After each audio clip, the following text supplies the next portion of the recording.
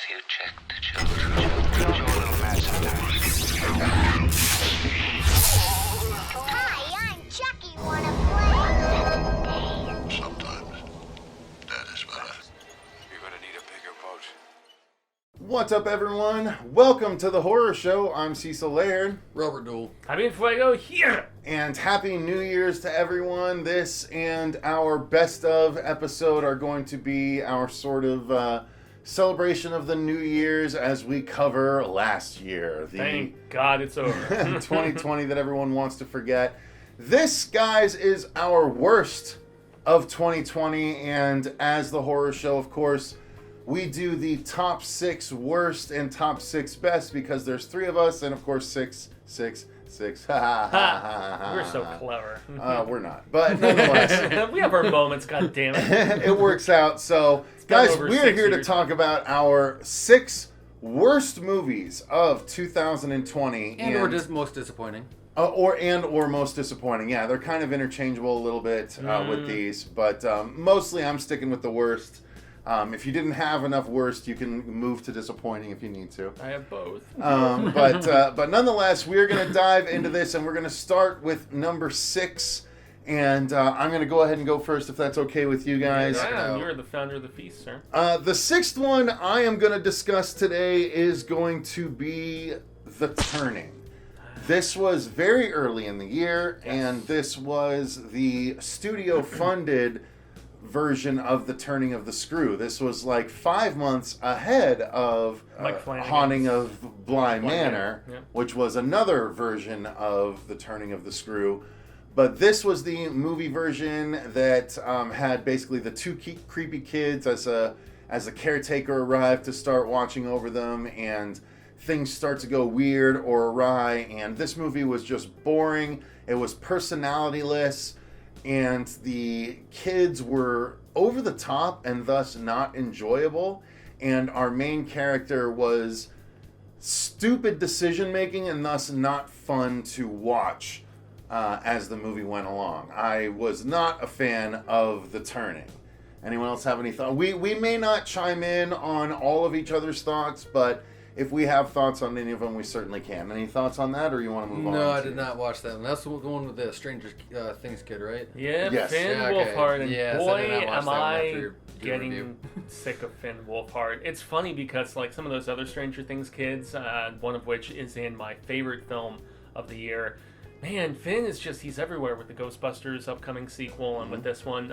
I love Mackenzie Davis, the chick who plays the lead actress in this, and she was also in Terminator Dark Fate this year, but they gave her such a terrible script that this would have been in mine if not for the fact that I saw some smaller indies that were exceedingly more terrible. So, yeah. Robert, what's your number 6? All right, my number 6 is Beach House. While this movie seemed to be promising, especially in its Lovecraftian aspects that they were showing, especially from the trailer, this movie, it was very flat, especially from the beginning into about the middle. Nothing really happened until about, let's say, maybe the last 15 minutes. And for what we got, we only had one scene of an actual, like, body horror Lovecraftian creature. All the rest of it was pretty much, in a sense, it was off camera. We had some little shots of some jellyfish-esque things coming up off the ocean and everything like that. But for the most part, we really didn't get a whole heck of a lot, and I think that's where, personally, it fell flat. And the acting, I remember, wasn't too terrible. It was just a lot of it was just such a slow burn, and that's kind of where I'm at. And again, it was a lack of, compared to what we got in the trailer, I was expecting more of that underwater, not necessarily underwater, but the deep sea kind of creatures coming up and wreaking havoc on the shore.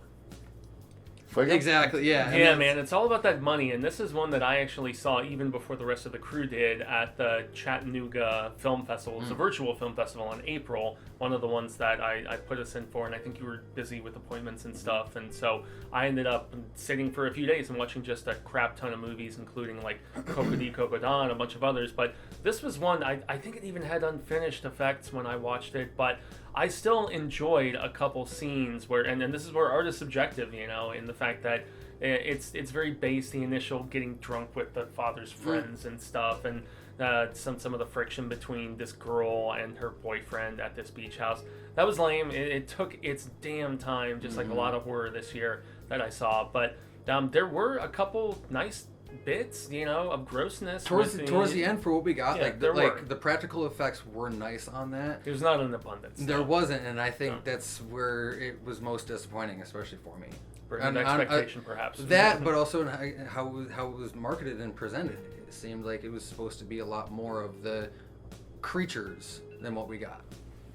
Yeah, I think after Shudder picked it up, it really just they ramped it up in the marketing process of trying to make it out to be something a little bit bigger maybe than what it necessarily was. But it was nicely shot for the most part. Don't get me wrong on that, but yeah.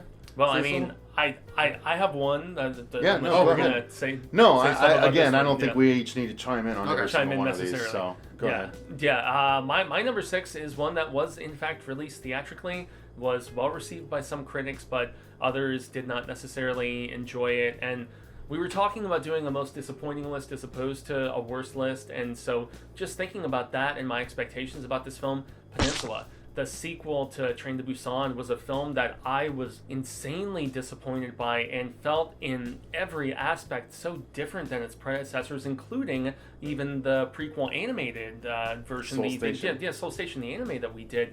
It didn't even feel like it had that same vibe. This felt cartoony, almost video gamey, with a lot of the car chasing, with a lot of the over-the-top acting. The thing that made the previous film so goddamn good was the family just connection and aspect, the father and his daughter, and even the development of the characters. This was a smaller cast of characters in this, at least as far as our heroes go, and it felt more Mad Max, and not in a good way. And this movie, despite the same director and writer and like so many of the same creative people, not actors obviously, it's within the same universe but not like a direct sequel, so to speak. It's just another sort of story in the Train to Busan universe. But I did not like this movie the more I've thought about it, and I went to a theater to see this, in Braving Theaters. A lot of people have mixed feelings about that. This is one that Cecil and I both went to see in theaters, and I don't know if it was worth going out. So, yeah, how about you, man? Anything you could chime in briefly about it? No, I agree with you. Just that it's very disappointing. It didn't have nearly the heart that the first one did, even though they tried to cram it in to the movie. So yeah, they tried, but they failed, unfortunately. So my number 5, I am going to go to another theatrical release that was very early on in the year. This was back when it was before the pandemic, and so bad horror movies were still releasing in the early months of the year. And this was one called Brahms the Boy 2. This was led by Katie Holmes, if I'm not mistaken. Yes, indeed. No, gross. No. Yes. Gross. Give me her career post actual hot doppelganger Mila Kunis, please. Thank you. Ew. No, ew. What? You're nuts. Nonetheless, this movie was silly. It was dumb. The boy was a huge disappointment the first time around, and I feel like they tried to course correct with this one the same way they course corrected with Ouija and Ouija 2, as well as another movie that they course corrected with the second one. What am I thinking of, Fuego? Ouija and Ouija 2. Yeah, well, I mean, Ouija Origin of Evil was the prequel, and then I think it was the Annabelle prequel. Annabelle, also, and Annabelle that they did the comes same home thing. and yeah. But both of those were Annabelle prequels Creation, and not sequels like this one was. But they were still the second ones made, and so I feel like The Boy tried to do the same thing, but it just failed miserably, and ended with the silliest ending by basically giving the doll a soul-sucking butthole mouth. And it was just an absolute failure. And I hated the movie. So. And now I'm thinking about the weird butt movie that I saw at Phoenix Film Festival. Yeah, that's neither here nor there. True. You and your butt movies can keep it to yourself. I know. Hey, some are into that, man. Robert, number 5 for you. All right, number 5. So this isn't necessarily... This is going to hurt someone at this table's feelings. So this isn't a worst, but this is definitely a disappointment. Fair enough. And I will say The Pale Door. This movie could have been... I'm sorry, Fuego. It's all right. I'm sorry, man.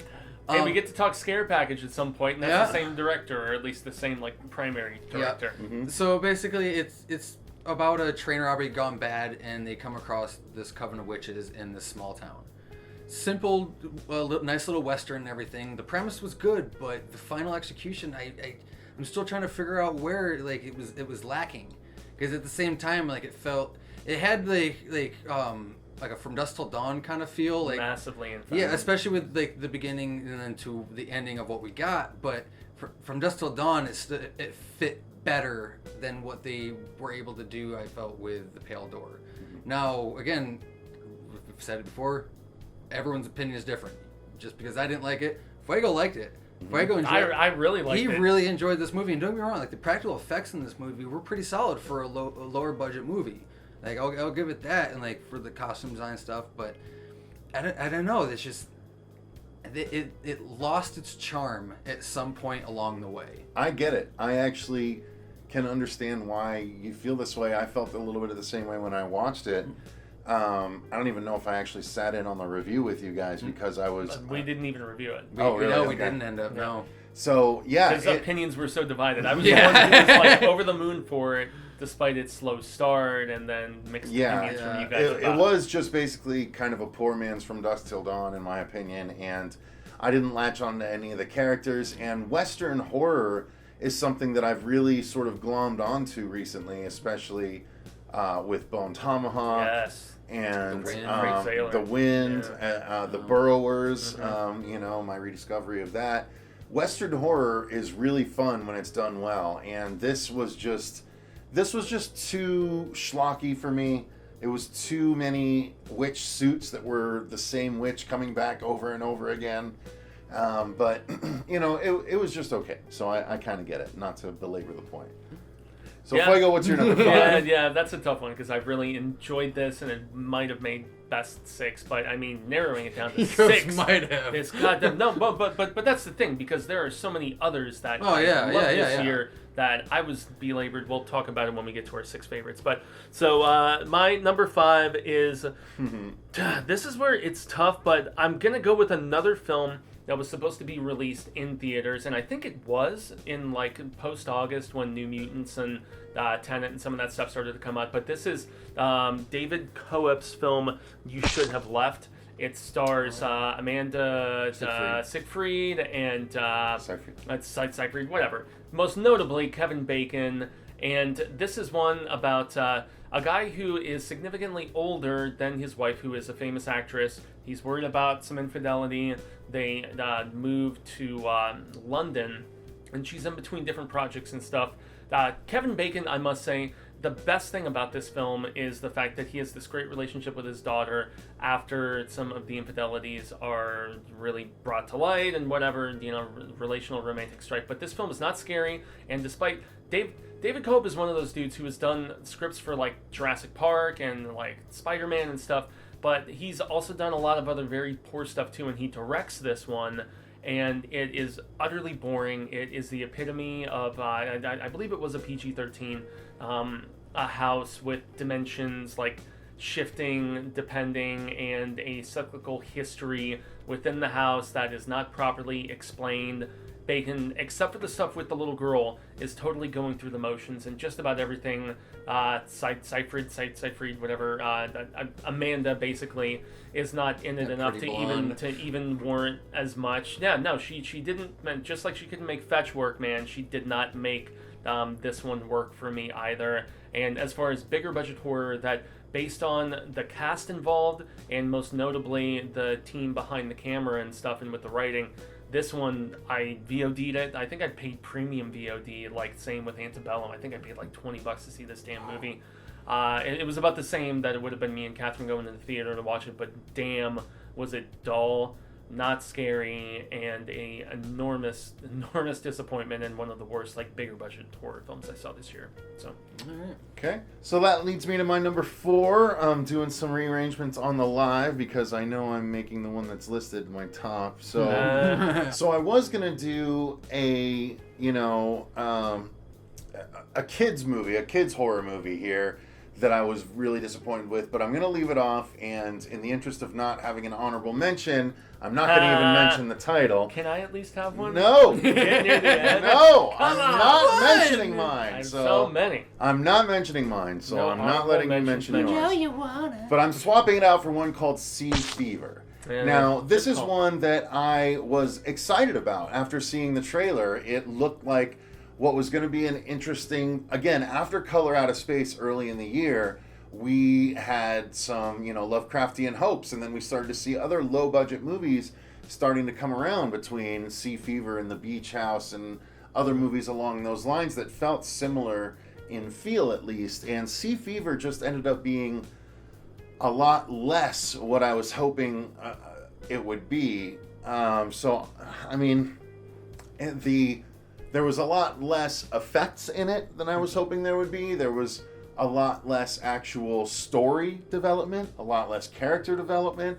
Just the movie that I was hoping for based on the trailer didn't end up arriving. And I know it's kind of weird to judge a movie based on what it was or what it wasn't rather than what it was, but what it wasn't interesting.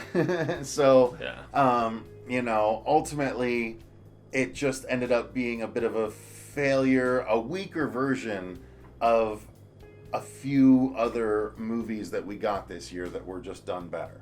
That's where trailer cutting is so goddamn tough, dude, because of the fact that this movie in a lot of ways made itself out to be far more horror than it actually was. And you want to put your best foot forward and get people excited, but I feel like there was a bit of a mislead in that regard. This is much more so a dramatic, that maybe borderline, a little bit of sci-fi, but more of like a science-heavy drama about like moral quandaries with, everything from harvesting in certain areas you're not supposed to as far as sea life goes to, any sort of genetic tampering. And also, I learned for the first time, and I know it's been a thing for a while, about the curse of the redhead on a ship, which this being an Irish movie, it like doubled down apparently as that being a thing. But yeah, we were wondering if it was...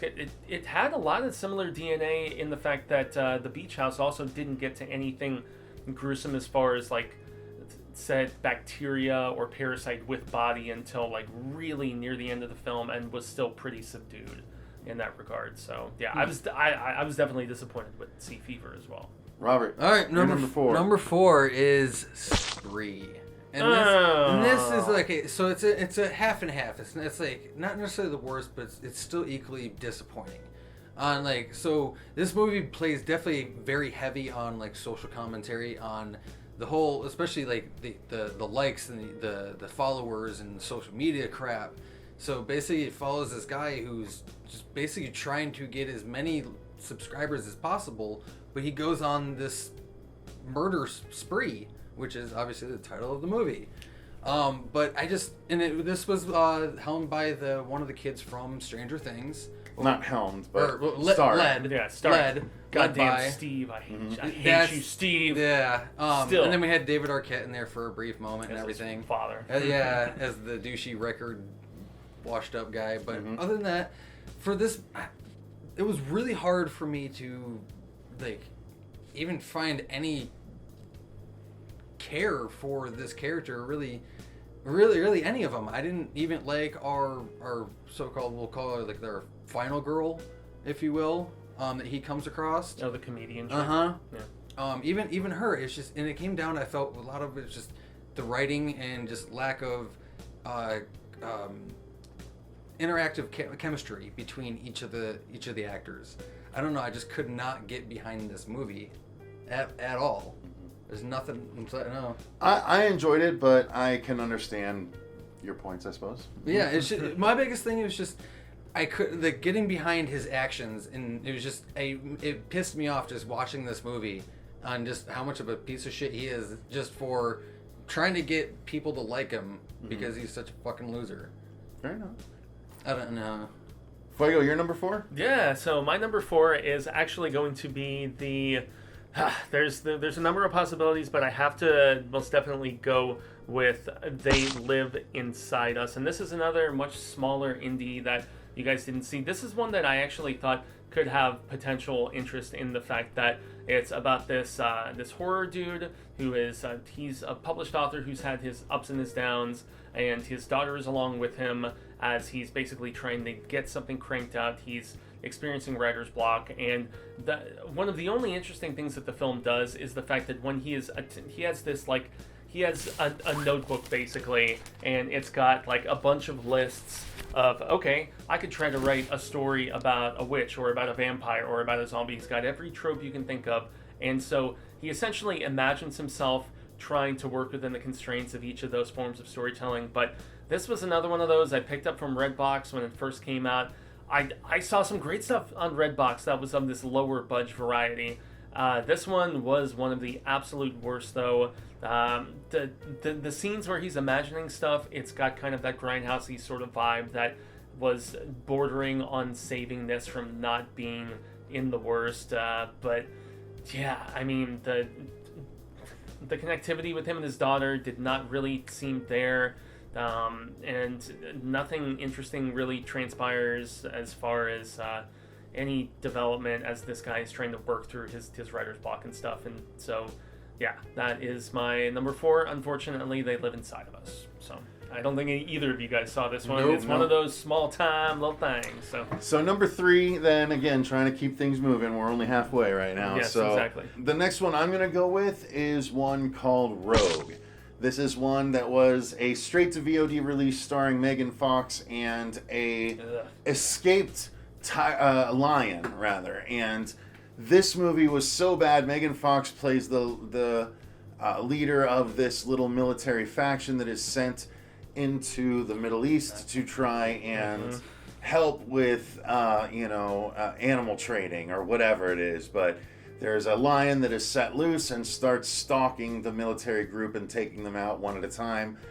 It is some of the worst CGI you've seen since the early 2000s, and it is just abysmally acted, abysmally portrayed, and just a gigantic waste of time that I don't want to waste any more breath on. So don't waste your time or money on it either. Yeah, this was one that I watched Uncaged around the same time, and that movie was at least significantly more entertaining as far as like loose big cats and stuff goes. Rogue sucked. I think my favorite kill in it was the crocodile kill when that girl was crossing the water. I mean, that was way better than all of the lion stuff, and the action shit was lame. So yeah, forget about it. Watch Ghost in the Dark. I was just about to say, so what you're saying is just watch Ghost in the Darkness. Yeah. Exactly. Joel Schumacher, man. Come Great on. movie. Yes. All right, you're number 3, Robert. All right, my number 3 is going to be The Rental.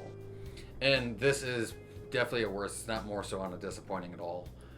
This movie, again, it was atrociously boring. Nothing really happened throughout this movie, and this was the Dave Franco. Yeah, younger Franco brothers. I believe directorial debut. Yes. Director, his Yes. wife stars in it too. Oh, does she? Mm-hmm. Okay. Well, anyways, I'm sorry, good sir, but for your first time, this was not very good. And I remember saying this in the review. It felt like he didn't know where he wanted to take this movie. It really felt like 2 to 3 different stories kind of jumbled into one, and we're gonna take this out and trying to fit this with this, and then we're gonna throw a killer in there, and that's while the movie looked nice, it was shot nice. Some of the acting was fair enough. Nobody really stood out, but I think really the weakest part was just the writing and the story. That was, I think, the biggest downfall of this movie. Okay. Yeah. I believe it. No?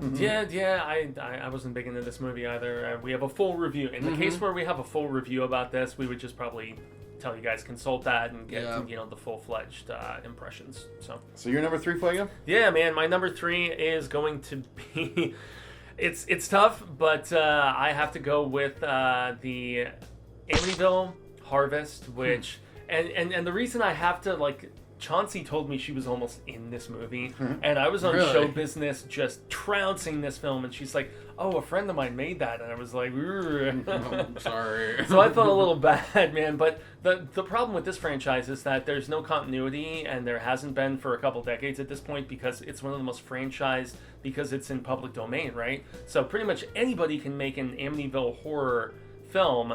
This one was at least better looking than the shitty Trauma one where we got all the hate from those kids a few years ago. But man, this one was bad. There's there's a film crew, and I think we might have even done a trailer reaction to this. There was a film crew that goes to somewhere, I think it's somewhere in the South, the Carolinas, Georgia, whatever, and they're doing a bit of a like historical documentary about some Civil War type stuff.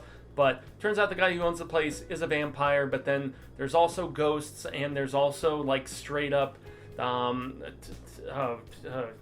I'm trying to remember the other survival horror franchise besides Resident Evil, Silent Hill, like crazy like doctor bloodied coats. Like they throw in everything, including the kitchen sink in this goddamn thing. The acting is atrocious. It's poorly shot. I feel bad really railing about it because of the friend to a friend connection, but this movie sucked, man. It was just incredibly depressing. Watch Amityville About Time was the last one I think that I watched that I really enjoyed. I think I get sucked in the drain. I think it was About Time. But see, with all that, yeah. It almost sounds like it's a shitty ripoff of the Monster Project. With, I haven't seen it. With Amityville slapped onto it. Maybe so. Yeah. But yeah. Monster Project was good. I think you'd like that. Amityville Harvest was terrible. Sorry. Not sorry. Anyway. So that leads to my number 2, which I'm going to say is The Craft Legacy. This one was just the epitome of new woke remake cinema going completely awry. I mean, Black Christmas 2019 was a really bad one. This one is just as bad. They take out every bit of sharpness and bite from the original movie from the 90s. They try and subvert expectations, but end up making all the worst kind of mistakes and ultimately end up making an antagonist that is exactly like the antagonist from their other complete woke misfire, Black Christmas 2019. So this movie is just terrible. It's just terrible, and again, not worth going into. I mean, the reveal, the acting, the tie-in with the older movie doesn't even make sense, and it's just trash all the way around. Glad I haven't watched it yet. Nope, you don't want to take the time. Yeah, it's not worth it. I found a little bit more merit in a couple aspects here and there, but it was just so much a montage of themes from the previous film from the 90s, and little character development aside from our lead, and just very few stakes, and it felt too much like that Black Christmas, like Cecil said. I mean, he put it better than me. So, Robert, you're number 2. My number 2 is going to be the new remake of Castle Freak. Yes, executive produced by Barbara Crampton. I almost put it on the other night, but it's a movie. I heard there's boobs. I heard there's boobs. 4 different sets of boobs, actually. Ooh, literally. Every female that appears in the movie has to get naked. Yeah. And one pair you don't definitely not want to see. That's true. Hey, Five all pairs. right, they're so- all nice. Come on. So real quick, Okay. this movie failed in a lot of ways. So for one, it literally, like I said in our review, and you want to go check that out, this literally felt like 2 to 3 different movies thrown into one. If this would have been a remake of, and just even a little more gory than what we had of our original Full Moon feature with Jeffrey Combs, I might have been a little bit more on board with this. They I wouldn't even say maybe halfway through, maybe even a quarter way, they completely flip even the story from the movie. And for how it ended, it made no damn sense. Like I said before, it felt like 2 to 3 different movies in the Lovecraftian world thrown into one. Because even things they brought up wasn't in the original movie, nor is even anywhere remotely close to the source material of the story. And that's part of my issue. Don't get me wrong, the effects were pretty solid. It was, I would say 85% practical, and it was gross. And there were some scenes, especially with the tie-down scene, that really kind of wrenches your gut.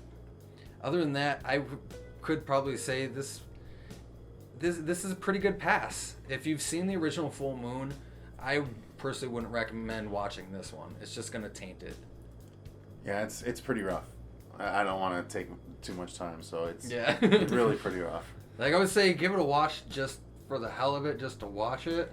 But I wouldn't go in it expecting too much. Yeah, I'm curious more than anything because you had said that it does. I respect something that it does at the end that is bigger balls than I anticipated, but outside of that, it's not worth it. And that's where I'm going on that completely different movie towards like the third act. Oh, it's another turn of the wheel, guys. I mean, come Shut on. up and go with your number 2. Did they Jesus. derail it so- into the side of the cliff? I think the wheel broke. Speaking ironically of, I believe Barbara Crampton is actually in this. This is a festival film that finally got a proper Redbox and VOD release this past year. It's called Reborn, and this is one about basically there's a stillborn that is brought back to life and stolen by somebody at a hospital. This really skeevy, nasty guy who raises said child as his own, and she decides to head out at some particular point and try to figure out why she's different, why there might be powers about her, and find out who her true mother actually was, who turns out to be none other than Crampton, who is down on her luck and teaching. Like, she's not even a big actress anymore. She used to be. It's a very LA movie in that regard, and very boring, and just feeling like it has some really just pivotal commentary to put forward about, stars that, lose their shimmer and how they can, just make amends with that sort of thing. But Crampton, when she's teaching an acting course at her home and meets this girl who shows up, they really try to just nail down some chemistry, but neither of these actresses have any, and the scripting is everything from cliched to when they try to do stuff that's a little bit different, not exciting at all. And hey, I used Redbox credits to watch this for free. It's relatively short. It's like 80 something minutes, I think, somewhere in that shorter horror variety. But aside from one kill entailing a telephone pole of electrical stuff that gets knocked down, there's really nothing else from a visual standpoint or from an acting standpoint that stood out in this one. And so yeah, Reborn didn't really bring much life to the proceedings. So Now, since the number 1 for both Robert and I are the same, Fuego, I'm going to ask that you go ahead and give your number 1, because we can all Gladly. kind of touch base on ours. So go ahead. Gladly. The worst film that I watched this year, not just horror, but anything in general. And I feel bad because of the fact that Richard Chismar is the main person behind Cemetery Dance, and he has written a few novels here and there and stuff, and he's great friends with Stephen King, great friends with Boo Gilland, who was on the panel with me earlier this year, along with some other King people. But Widow's Point, I believe it's called, and this is in many ways so much of a Stephen King ripoff. I had trouble stomaching even the premise first and foremost in that regard, because it's about this writer who goes to stay at a lighthouse that is allegedly haunted, and it's almost like that 1408 sort of aspect where he's determined to go in and disprove that this place is actually haunted, and he's going to film the whole time and make it into this whole big thing. It stars the guy, you will know his name. He was in Nightbreed. He was the star in Nightbreed. Oh, and he was in... you mentioned his name earlier, which is why I called damn, you I out know, I here. totally did too. It totally doesn't matter, because his performance is such overplayed shit in this movie. I could not even... Craig Schaefer? Craig Schaefer. I could not even believe how much this guy was overacting in this movie, where he is just beriddled with everything that he's perceiving from just time not passing in the way that, like... Obviously, it is so predetermined. He's going to go up there and he is going to, in turn, encounter spiritual presence, and he's going to start to go crazy over it. And the acting, even in the flashbacks of everything that happened leading up to him doing this research, from this girl who was filming a movie there herself, like a number of years ago, jumping off the top of the lighthouse, and then going back to even more history. And then there's this whole Cthulhu tie-in that is so just like putting a square into a circular peg, and when you start to try to figure out why this place has evil presence, like, holy shit. His son is in this movie too. Richard Chismar's son has a scene. His one scene in it was not as bad as I was anticipating, but holy God, was this 100% the worst horror movie I watched this entire year. I laughed when Craig was trying to do some of these scenes of freaking out and just like rolling down the stairs, and like the stairs keep just, he's not at the bottom and he just keeps rolling down the little circle stairs, and he's like, why can't I get to the bottom? Why does my water bottles taste like salt water? Like all this crap. Oh my God, this movie just, you could probably find amusement in it if you made it into a drinking game, but holy crap, Widow's Point was the worst thing I watched this whole year. Sorry, Chiz. Anyway. Okay. All right, and Yeah. that leads to our final number one. And yes, Robert and I agreed. This is one that was very personal to me. I was very personally insulted by it, and frankly, as soon as I got to the end of it, I knew it was going to be on my list. And yes, nothing was worse than it, and that is Tremors, Shrieker Island. Yes, Tremors Hashtag 7. not my Tremors. Final Tremors. It is, yeah, well, God. from what we know for now, it is the continuing adventures of Burt Gummer, except, this time it's not in Africa, it's not in Antarctica, it's on an island where there are shriekers and graboids, and it's a convoluted plot, stupid characters. They try and fold in a more familial relationship again, except they extract the Jamie Kennedy version and bring in Napoleon his mother Dynamite. instead. And, well, yes, bring in his mother and Napoleon Dynamite. And it is just, it's the worst. It's got the worst ending of any of the movies. It's got the worst acting in most of the movies. I hated this, and I don't want to talk about it anymore. Robert? No, you summed up pretty much all of it. Yep. Again, no, this movie sucked ass, especially just for a final send off and everything for going through literally everything Tremors that we have on available basically This year. This year. This was just straight hot garbage. I couldn't even Richard Brake wasn't all that good as our villain. And he's awesome. Yeah, I do. He was just on The Mandalorian. He I was know. great. I like Richard Brake. Even in 31, as much as I didn't like that movie, I enjoyed his character in that. I forgot he was chill in Batman Begins. Yep. Was he? Yeah. No dude. shit. Okay. He kills the But no, and even still, our title, Shrieker Island. We didn't even have an island of shriekers. There was a few. It was fucking. It was the new design Shrieker, like and they looked 6. ridiculous. Yeah. But no, it was bad, and I even said that in our review of it. It's the movements and the articulation of the shriekers and hell, even the graboids were just god awful compared to what we had. And I remember saying this too, and again in that review. Then was it 94 whatever for Aftershocks? Whenever. Whenever that was and everything. Granted, the CGI wasn't that good then, but at least the movements were a little bit more believable at times than what we got in this. I don't know. This. Piss on it, Wyatt. Trash. Yeah. If you just watch our review, you'll get all of our rapid thoughts after watching it. This is one that, since I still love the Burt Gummer character, even if I didn't necessarily like what happened in the script of this or whatever, that was what kept it out of the 6 for me, because I watched a lot of other movies that stand alone and have no corresponding tie-ins, and so that's why I couldn't put it there. But that's our stinkers, guys. Avoid them do it. if at all possible. Yes, these are the worst movies of 2020. If you had different options, or if you've seen these and you either agree or don't agree, go ahead and put those thoughts in the comments down below. While you're down there, click the like button and subscribe if you enjoyed the video. Stay tuned. We are going to be doing our best of 2020 on the heels of this one. I don't know if it'll be tomorrow or a week from now. If we'll space them out a little bit, we'll see. But nonetheless, stay tuned for that. And thank you to all of our patrons for supporting the channel. The link to our Patreon is in the description box. As well, if you want to select movies for us to review on a monthly basis, you can certainly do so. Until next time, though, I've been Cecil Laird. Robert Duell. Was my I'm cutting it out. Fucking knew he was gonna throw it in there. Cutting it out. Honorable mention. I'm cutting it out. Dishonorable? God damn it! I've been Jaime before I go. And remember, stay scared.